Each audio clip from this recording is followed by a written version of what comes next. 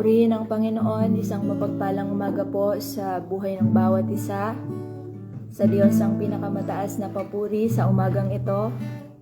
Blessed morning po sa lahat ng aking mga kasama na nanonood sa umagang ito. Purihin ang Panginoon sa buhay po ng bawat isa sa atin, sapagkat binigyan tayo ng Diyos ng pagkakataon na makapag-aral ng kanyang mga salita, mapagbulay-bulayan ito, at higit sa lahat, mai-apply po ito habang tayo nag-aantay sa ating Panginoon. Kaya salamat sa Panginoon, sama-sama po nating pasalamatan ng ating Diyos, papurihan siya at sambahin siya sa umagang ito. Sabi nga ng salita ng Diyos, "This is the day that the Lord has made. We will rejoice and be glad on it." Kaya salamat sa Panginoon, purihin ang Diyos sa pagpapatuloy po ng ating pag-aaral ng salita ng Diyos sa umagang ito. Tayo po muna ay minsan pang umawit sa Panginoon. Bigyan natin ng pasasalamat ang Diyos at hayaan natin na katagpuin tayo ng Panginoon sa umagang ito. Praise you, Jesus. Hallelujah. Salamat sa inyo, kataas-taasang Diyos. Sa inyo ang pinakamataas na papuri, karangalan at pagdakila sa umagang ito, Panginoon. Salamat sa inyo. Hallelujah. Glory to Jesus. Hallelujah. Narito kami, Panginoon. Nagpapakumbaba sa inyong harapan. Hallelujah. O Diyos. Hallelujah. This is our prayer, Lord Jesus. Ipamalas niyo sa amin ang iyong kalwalhatian, hanggang ang aming kaluluwa'y mapuspos ng lubusan, at sa aming kalagitnaan ang kalamitan. Iparanas niyo sa amin ang iyong kapangyarihan, ipamalas niyo sa amin ang iyong kalwalhatian, hanggang ang aming kaluluwa, hallelujah, mapuspos ng lubusan, at sa aming kalagitnaan ay bumaba ang kalamitan. Nagkila ang iyong ngalan, iparanas niyo sa amin ang iyong kapangyarihan. This is our prayer, Lord, na maranasan kayo, Panginoon, ang inyong kapangyarihan, ang inyong kalwalhatian, Panginoon, hanggang ang aming kaluluwa'y mapuspos ng lubusan, at sa aming kalagitnaan ay bumaba ang kalamitan. Dakila ang pangalan ng Diyos. Sa huling pagkakataon, iparanas niyo, Ama. Hallelujah. Hallelujah, Jesus. Totoo po yan, Panginoon. Ipamalas niyo sa amin Ang iyong kalwalhatian, hanggang ang aming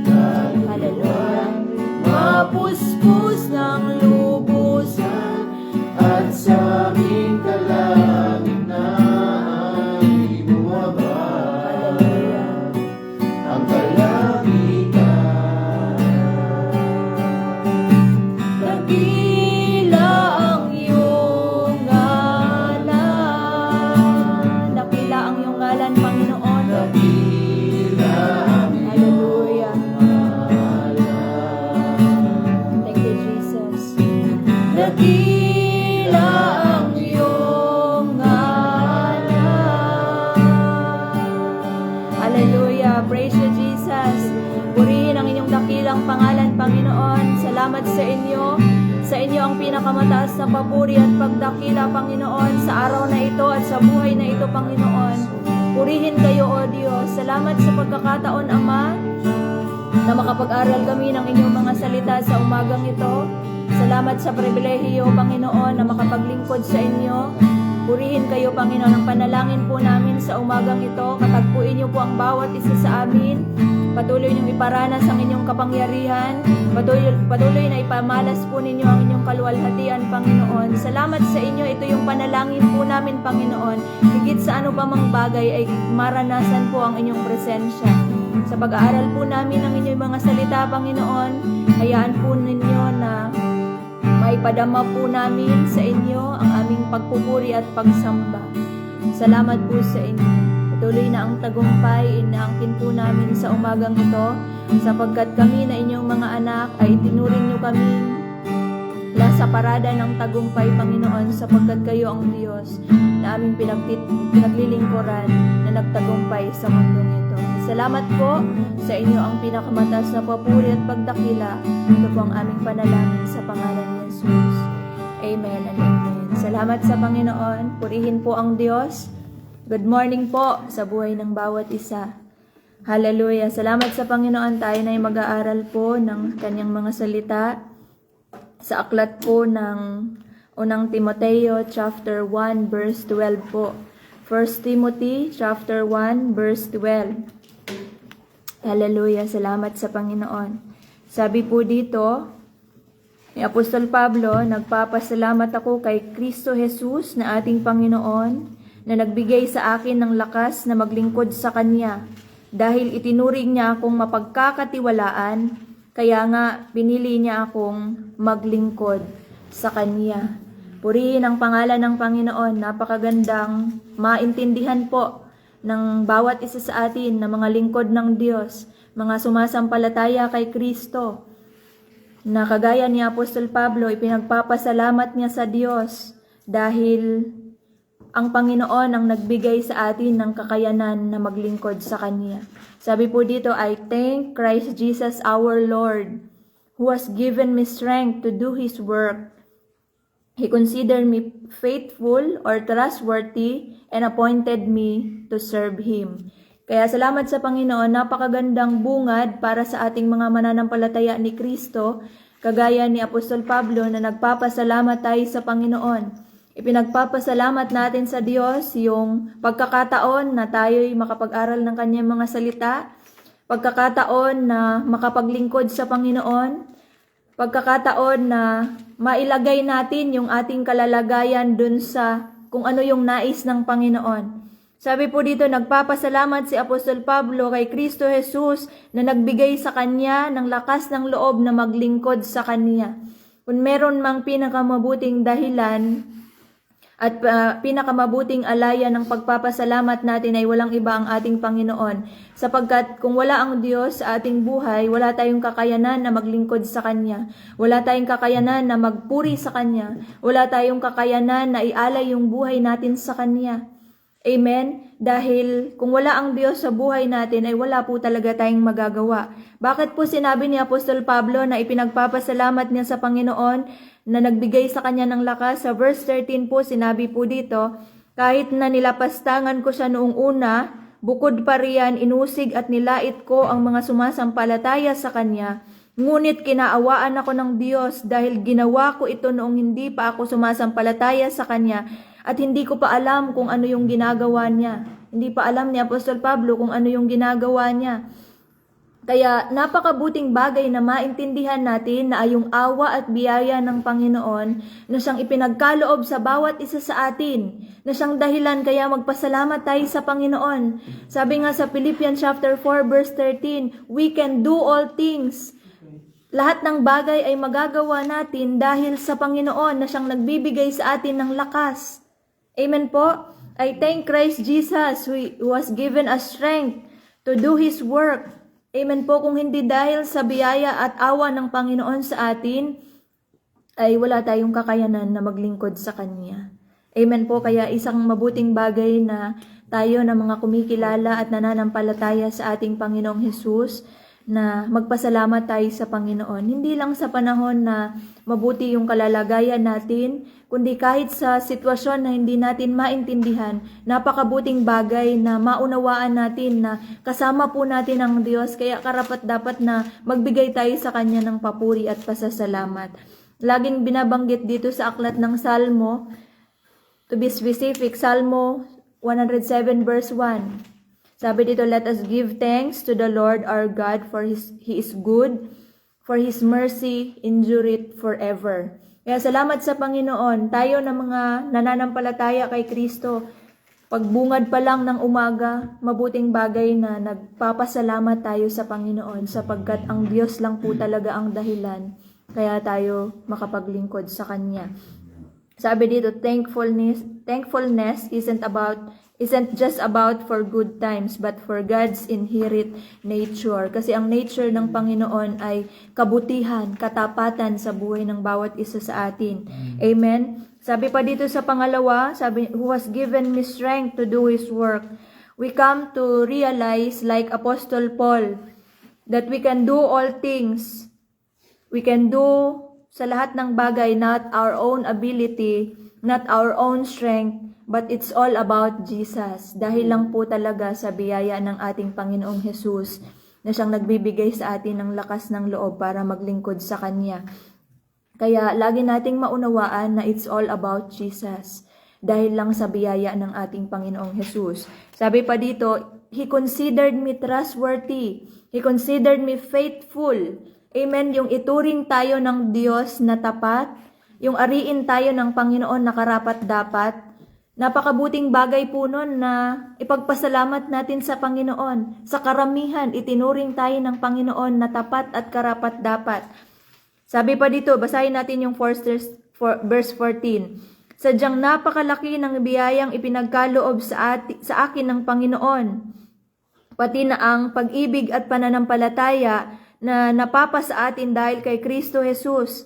Narito ang katotohanang dapat tanggapin at paniwalaan ng lahat, na parito si Kristo Jesus sa mundo para iligtas ang mga makasalanan, at ako ang pinakamakasalanan sa lahat. Amen. Inari ni Apostol Pablo na siya yung pinakamakasalanan sa lahat. Tayo din naman mga kapatid, dumaan din po tayo sa mga bagay, at kahit hanggang sa ngayon ay nakakagawa pa rin tayo ng mga bagay na hindi sang-ayon sa kalooban ng Diyos. Pero dahil sa awa at biyaya ng Panginoon na siyang ipinagkaloob sa bawat isa sa atin, para ariin tayo ng Diyos na matuwid sa Kanyang harapan, I don't think na hindi tayo magpasalamat, hindi natin ilaan yung buhay natin sa Panginoon, hindi tayo maglingkod sa Kanya ng totoo. Dahil kung maintindihan natin yung biyaya at awa ng Panginoon na siyang ipinagkaloob sa bawat isa sa atin, mga kapatid, karapat-dapat po talaga ang Diyos na alayan ng buhay. Si Apostol Pablo ay kilala natin siya dun sa dati niyang pagkatao. Mga kapatid, kilala rin po tayo ng Panginoon. At hindi yon tinitignan ng Diyos yung mga bagay na ginawa natin noon. Dahil simula nung tinanggap natin si Kristo Jesus at kinilala natin siya bilang Diyos at ating tagapagligtas, kinalimutan ng Panginoon yung mga dati nating ginagawa. Kaya ngayon naman, tingnan natin yung buhay natin ngayon. Ginagamit tayo ng Panginoon. Talagang inari tayo ng Diyos na matuwid at karapat-dapat sa Kanyang harapan. Amen po. Kaya salamat sa Panginoon yung ituring tayo ng Diyos na mapagkakatiwalaan, yung tapat. Ang Diyos lang po yung makakagawa nun, mga kapatid. Kaya salamat sa Panginoon. Tayo nga minsan hindi natin mapagkakatiwalaan yung ating mga sarili. Amen po. Sa maraming pagkakataon ay talagang nagdududa tayo sa ating mga sarili.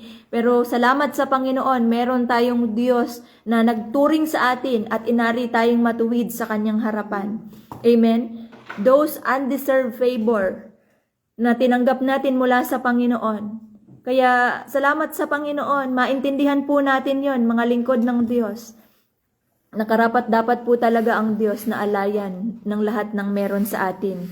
Amen. Sabi pa dito sa 16, 1 Timothy chapter 1 verse 16, ngunit kinaawaan ako ng Diyos para maipakita ni Jesucristo sa pamamagitan ko kung gaano siya katyaga sa mga makasalanan.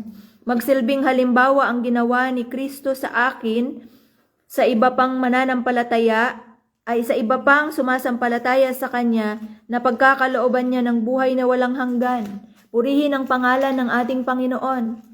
Di ba po, isang mabuting halimbawa dito sa buhay ni Apostol Pablo kung paano siyang inabot ng Panginoon, kung paano siyang kinaawaan ng Diyos.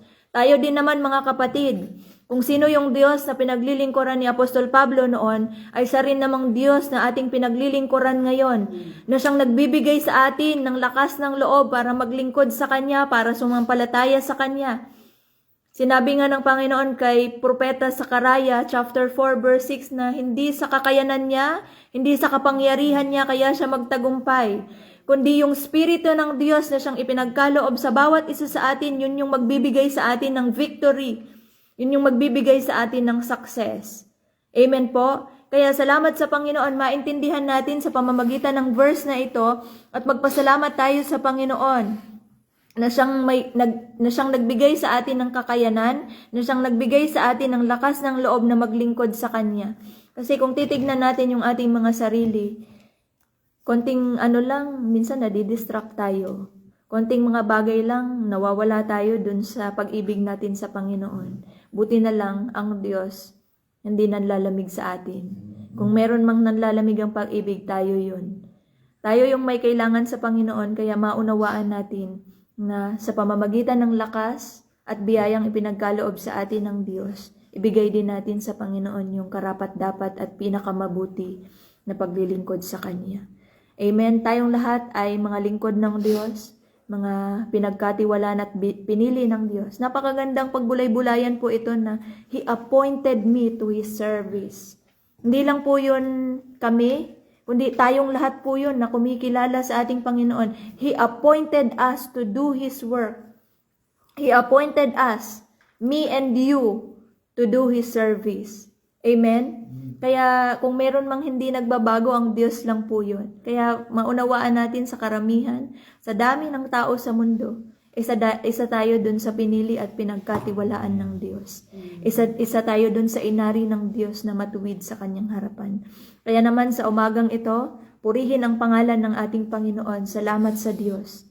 Amen. Maintindihan natin tong mensahe na ito na kung meron man tayong dahilan para makagawa sa ating mga ministeryo, kung meron man tayong pinakamabuting dahilan para gumawa sa Panginoon, walang iba ang Diyos. It's all about Jesus. It's all about Him.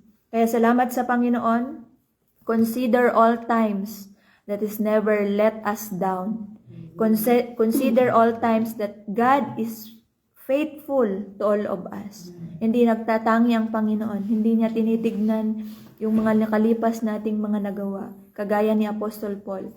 Matindi yung ginawa niya sa Panginoon. Pero dahil nagbalik loob siya sa Panginoon nung tinanggap niya si Kristo Jesus, nung sumampalataya siya sa ating Panginoon, di ba po, napakagandang patotoo yung buhay niya kung paanong pinamalas ng Diyos ang kanyang kagandahang loob sa bawat isa sa atin. Kaya purihin ang Panginoon, mahal tayo ng Diyos, at ang biyaya ng Panginoon ay patuloy na sumagana po sa buhay ng bawat isa sa atin. Thank you, Jesus. It's all about Him. It's all about Him. Kaya salamat sa Panginoon. Purihin po ang Diyos. Yan lamang po ang mensahe ng Panginoon sa umagang ito. Sa Diyos po ang pinakamataas na papuri, karangalan at pagdakila. Ngayon ay araw ng Panginoon. Sunday po. Maintindihan natin, higit sa ano pa mang bagay na ating ginagawa, higit sa kakayanan at kaisipan natin, higit sa lakas natin, magpasalamat tayo sa Panginoon. Christ is the reason sa lahat ng bagay. Kaya salamat sa Panginoon, purihin ang pangalan ng Panginoon. Tayong lahat ay manalangin. Aming Ama, sa inyo ang pinakamataas na papuri at pagdakila sa umagang ito. We thank you, Lord, for everything na ginawa mo po ninyo sa buhay ng bawat isa sa amin. Salamat po sa mensahe po ninyo sa umagang ito na nagpapaalala sa amin na ang biyaya po ninyo at awa, Panginoon, ang siyang dahilan kaya kami maglingkod sa inyo. Salamat po sa lakas na ipinagkaloob niyo po sa bawat isa sa amin. Kaya naman magagawa namin yung ministeryong ipinagkatiwala niyo sa amin. Not our might, not our power, but by your Spirit, Panginoon, na magbibigay sa amin ng tagumpay. Panginoon, salamat sa inyo. Inari niyo kaming matuwid. Inari niyo kaming karapat-dapat sa inyong harapan, Panginoon. Sa maraming pagkakataon, O Diyos, ang aming mga sarili ay hindi namin makikita, Panginoon, na talagang mabuti sa inyong harapan. Buti na lang, meron kaming mabuting Diyos na nag-ari sa amin na mabuti at matuwid sa kanyang harapan. Salamat po sa inyo, Panginoon. Thank you for your goodness. Thank you for your faithfulness. Salamat po sa inyong walang hanggang pag-ibig na patuloy na ipinapadama sa bawat isa sa amin. Kaya naman, Panginoon, karapat-dapat kayong alayan ng buhay. Karapat-dapat kayong alayan ng pagsamba. Thank you, Jesus. Salamat sa inyo. It's all about you. It's all about you, Panginoon. Purihin po kayo, Ama. Salamat po sa inyong mensahe na nahayag sa umagang ito. Ang panalangin po namin, O Diyos, manatili ito sa aming mga puso at malakaran po namin ito habang kami nag-aantay sa inyong muling pagbabalik. Salamat po sa inyo, Panginoon. I-restore po ninyo ang aming pag-ibig sa inyo. I-restore po ninyo, Panginoon, yung aming kagalakan sa inyo. Restore, Panginoon, the joy of your salvation, Lord Jesus. Purihin po ang iyong dakilang pangalan, Panginoon. Salamat sa inyo. Kaming lahat ay pinaparangalan ang inyong dakilang pangalan sapagkat kayo, O Diyos, ang karapat-dapat sa lahat. Thank you, Jesus. Thank you, Jesus. Thank you, Holy Spirit. Hallelujah. To God be all the glory. To God be all the glory. Salamat po sa inyo. Pagpalain po ng Diyos ang bawat isa sa atin. Purihin po ang Panginoon sa inyong mga buhay. Sumagana ang biyaya at kapangyarihan ng Diyos sa buhay ng bawat isa. Sa Diyos ang pinakamataas na papuri. Ito po ang aming panalangin sa pangalan ni Jesus. Amen and amen. Purihin po ang Panginoon. Hallelujah.